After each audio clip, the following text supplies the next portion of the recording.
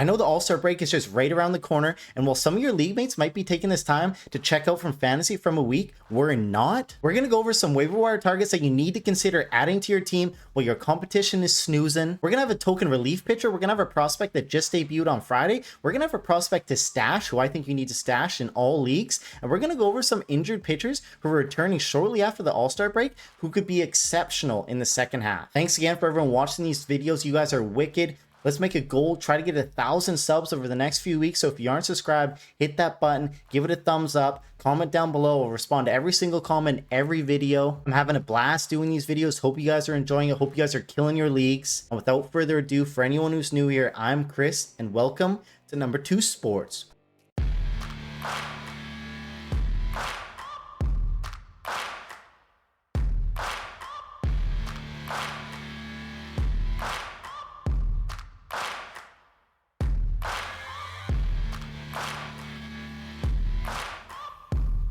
Okay, first up on the list, we're going with the guy that we haven't talked about in a long time. And that's Mr. Colt Keith from the Detroit Tigers. Colt 45 and 2 zigzags. Don't worry, I'm not going to sing for you guys again. But look who's back, Mr. Keith. And man, he's been playing so well over the last month. I just couldn't resist to highlight him again in this segment. The 24-year-old is really coming into his own during this hot streak. And I know we've talked about him a ways back, and then he went cold, went hot, went cold. But there is one big change with this streak that's made him more consistent, and that's him batting leadoff for the Tigers. He's been batting leadoff for the last few weeks, and it's really helped stabilize his floor for fantasy. He's picking up hits in bunches. He's showing off that raw power. And through 28 at-bats in July, he's hitting .464 with 2 home runs, 5 RBI, and only 4 strikeouts. All his underlying metrics back up his production, and they even suggest that he might be a little bit unlucky at the dish as well. The main 3 expected stats, expected batting average, expected WOBA, and expected slugging percentage,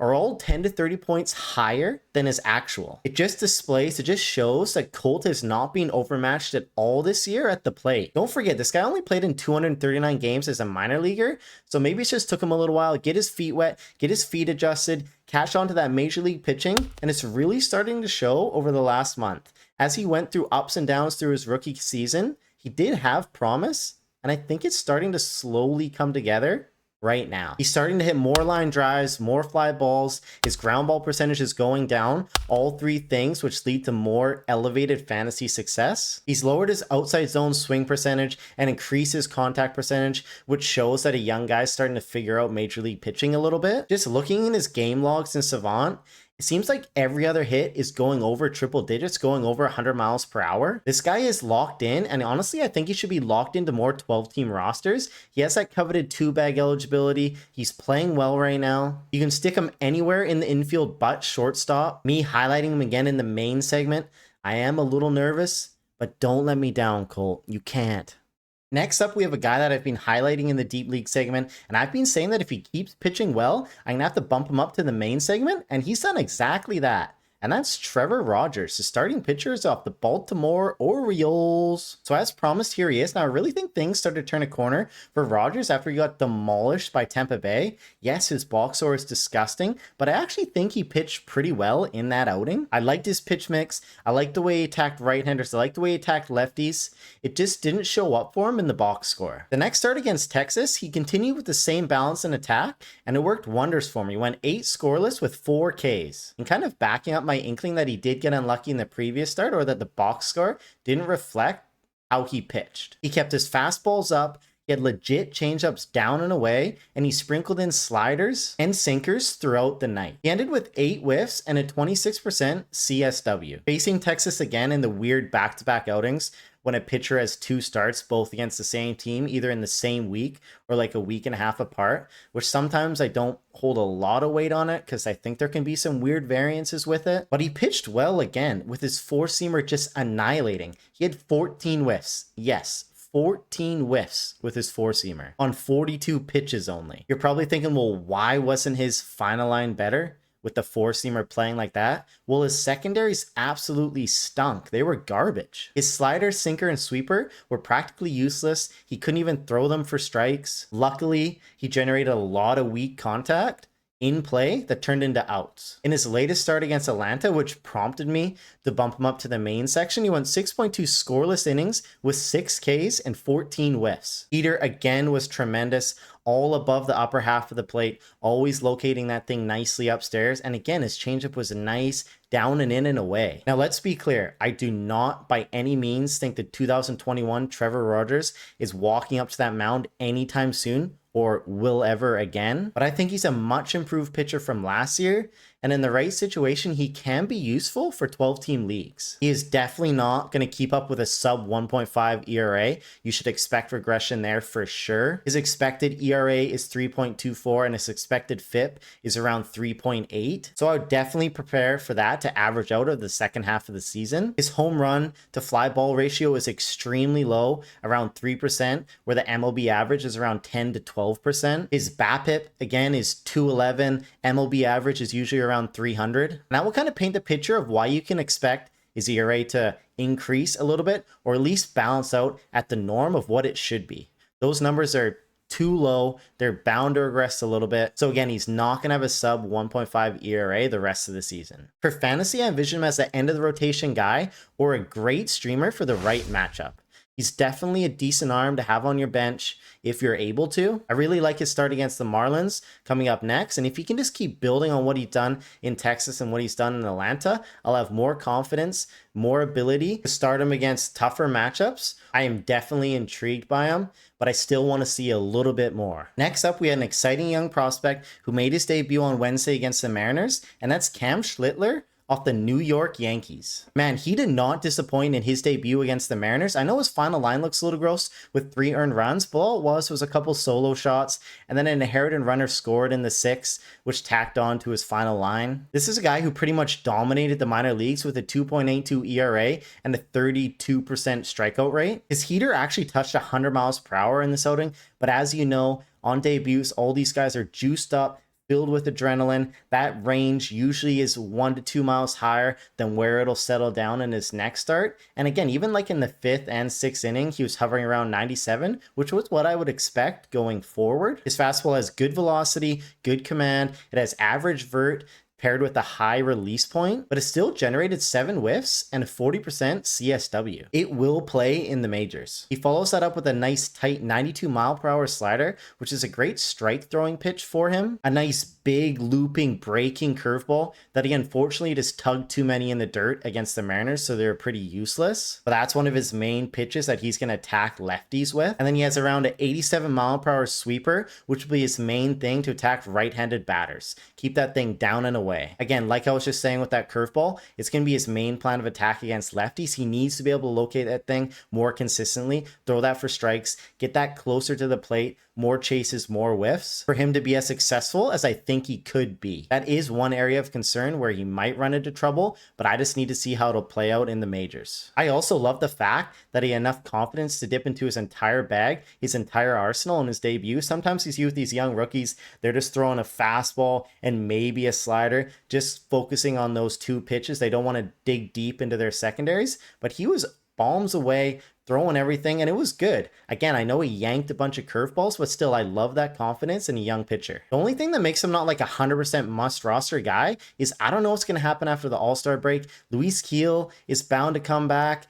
Yankees are probably going to add another arm at the deadline like they usually do. And if that's the case, I don't know if they're going to take out Marcus Stroman. I like him a lot more than Stroman. So really, I would like to see him go to the bullpen and Cam stick in the starting spot. So again, a lot of that's up in the air. I can't predict the future. I'm not sure what's going to happen. However, I'm still adding him in all my 12-team leagues. I'm punching my ticket and I'm hoping things fall my way. I love the upside. Next up, we're going to jump into my token relief pitcher. You know I always going to give you guys one, and that's Abner Uribe off the Milwaukee Brewers. We have a new hold king in the making here. This guy absolutely chucks gas. He has a 99 to 100 mile per hour sinker. Just look at this thing right here. And then an absolutely gross slider. In the last month, he's pitched 12.1 innings with 18K and 9 holds. His StatCast page is off the charts. He's pretty much in the top percentile in everything. He's literally being unhittable the last 2 weeks, imagine having to face Milwaukee and you got Mizorowski, then you got to face this guy. Just seems unfair. He should have high upside strikeout potential with ability to deliver low peripherals all year. And again, if you're in a holds league, this guy's going to rack up mad holds. He's a must grab guy. In a save only league, obviously he won't be as helpful, but he's still a guy who's going to stabilize your peripherals and get you some strikeouts. So depending what you need in your pitching staff, what categories, he could be worth a look or maybe not. He is just disgusting though. So next up, we have our prospect Call Up, who's making his debut tonight. And that's the exciting rookie off the Houston Astros, Brice Matthews. So what is Brice Matthews all about? Let's dive into it. First off, he's the Houston Astros #1 ranked prospect, and he's just a superb athlete. He was actually an all-state quarterback in his senior year, accounting for 54 total touchdowns. 142, 52's the mic. Displaying the athleticism to be a superb two-way athlete. In the minors, he swiped 75 bags on 94 attempts, good for an 80% success rate, and he can really hit the baseball. He's put a ball in play 25 times with a greater exit velocity than 105 miles per hour. But as you know, sometimes with great power also comes the huge swing and miss potential in their profile, and he does have that. He's striking out 30% of the time in the minors, and right away, that's a huge red flag for me. Because when you get up to the majors, you can expect that minor league strikeout rate to probably increase by 5%. So if you do that, 35%, he's going to struggle mightily. Initially, it's a big red flag and it doesn't make me too excited for his initial outlook when he's in the majors. However, the ISO and the power speed combo do make him a very tantalizing fantasy option, as he has 10 home runs and 25 stolen bags in 2025 with an 876 OPS. It's just a striking out and his terrible contact rate, which obviously go hand in hand. His 66.6% contact rate would only be below one major league qualified hitter, and that's Michael Toglia at 64.5. I think I completely butchered that pronunciation, but whatever. We're continuing on here, boys. With that being said, I wouldn't be rushing to the waiver wire to grab him. I do really like his long-term outlook.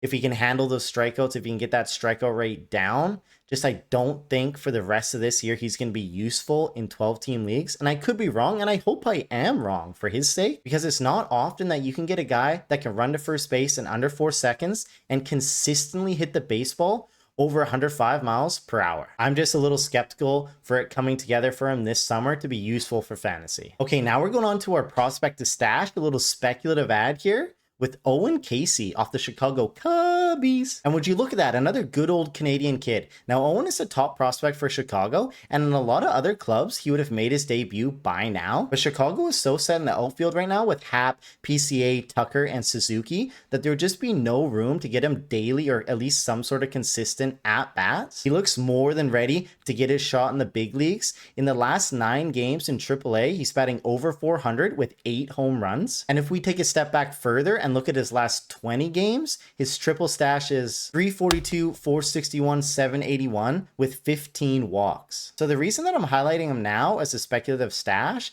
is because the Cubs are going to be buyers at the deadline, and any team that they're going to be dealing with, the player that they're going to want back is Caissie. So if he should land with a team that's going to give him ample playing time, and honestly he really should, the team that's going to be trading for him is going to want to see what they have, and they're going to give him a shot, an everyday shot throughout the summer. I think he has the tools and the potential to be a valuable starter in the second half of the season. He has absolutely ridiculous power, so I don't know if the Cubs are actually going to give him up. The word on the street is they're going to need an absolute haul back if they're going to include Caissie. Obviously, it's all speculation. Who knows what will happen with Chicago at the deadline. Also, injuries could hit at any time, so maybe they actually will need to keep him. They will need to call him up and get him in the outfield there. Time will tell, but if you have an open NA spot, I think he has so much upside that you need to go grab him and stash him there now, at least through the deadline. You have to see how that's going to pan out. I love buying lottery tickets, and he is exactly that. Go buy it and see if it pays off, baby. Okay, now we're in that injured pitcher to stash segment where we're just going to quickly go over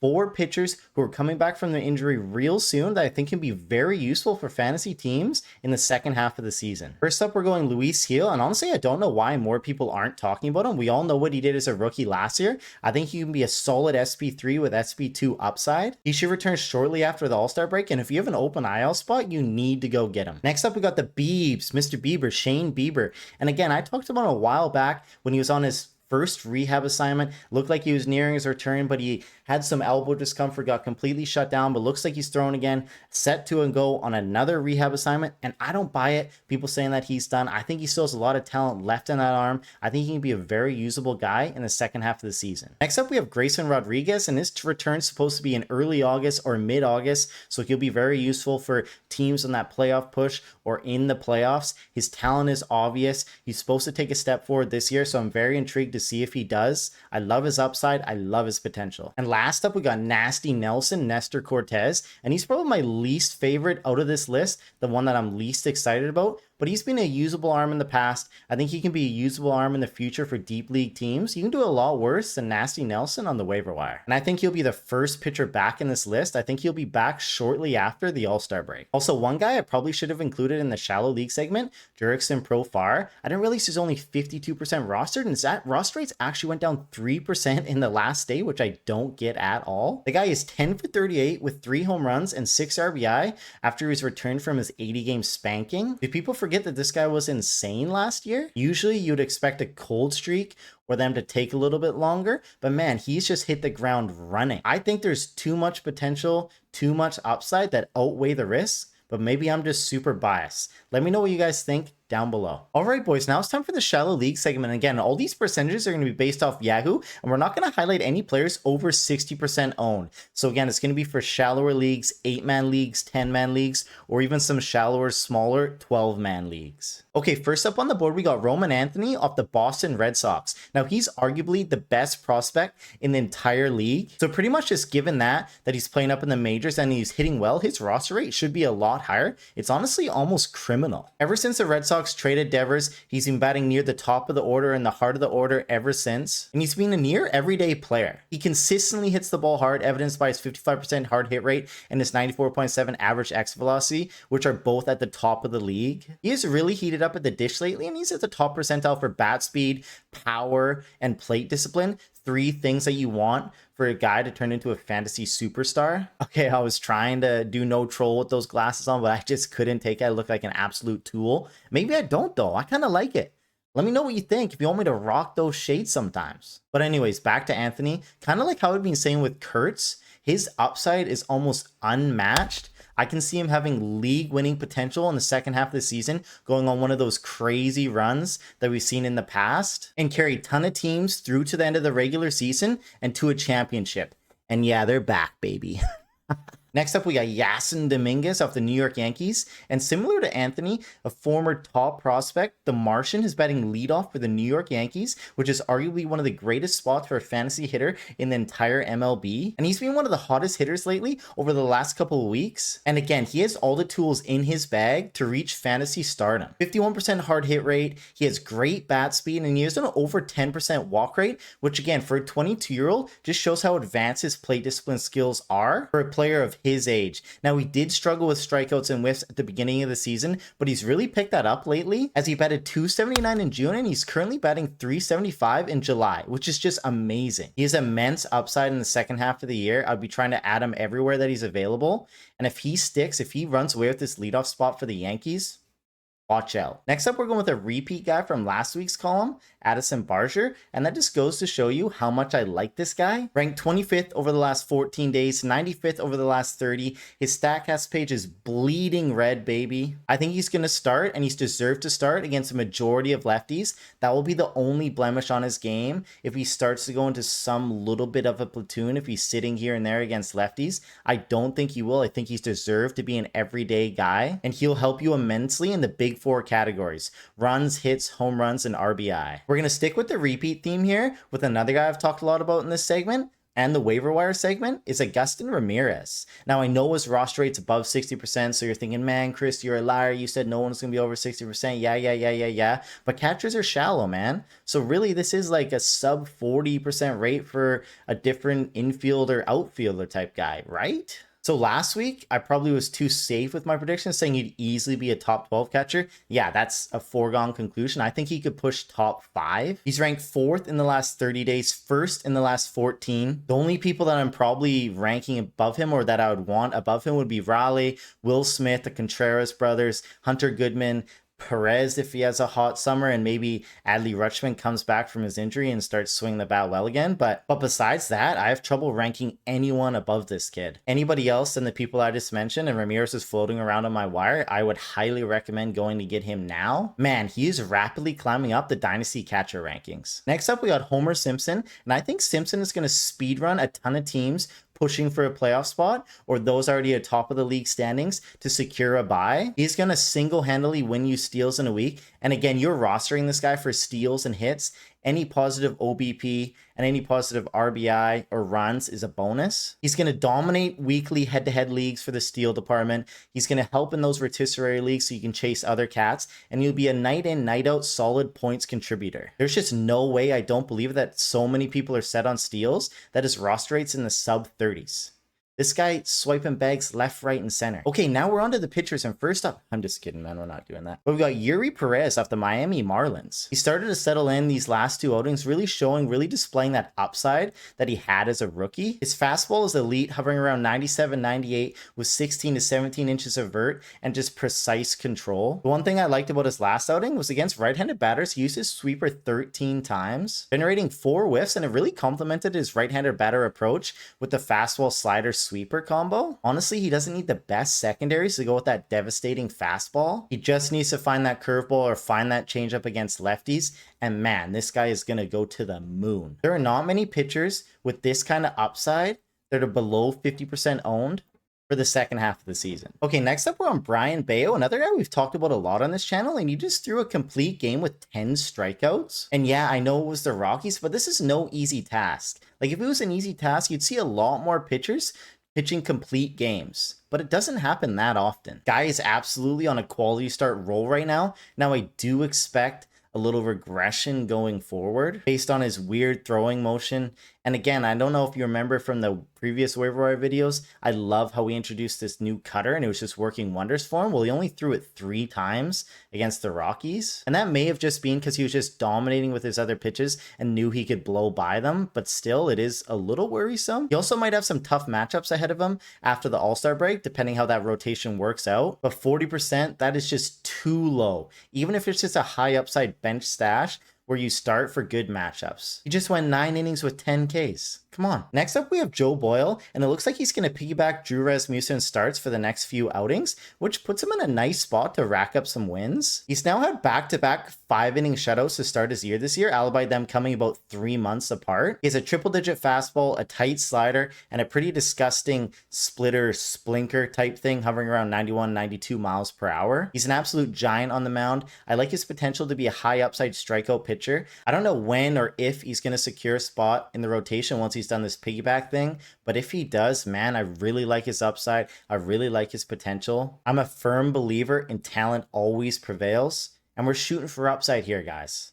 Let's go. Boyle is oozing with it. Next up, we have Gavin Williams, who just added a sinker to his arsenal against Detroit, going 6 scoreless with 8 Ks and a 35% CSW. Having 3 different fastballs is a massive boost for his rest of season outlook and a proven path to success. He has great velocity around 97, 98 and just absurd extension at almost 7 feet. This 5-pitch arsenal will work, and I really hope he sticks with it.